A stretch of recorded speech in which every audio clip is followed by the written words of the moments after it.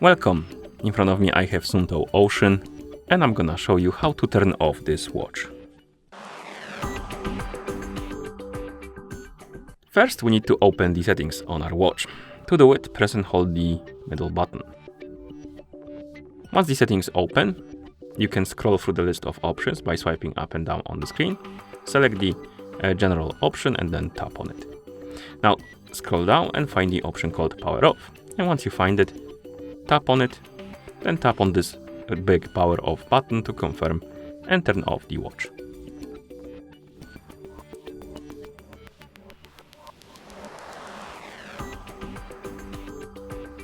And that's how you turn off this device.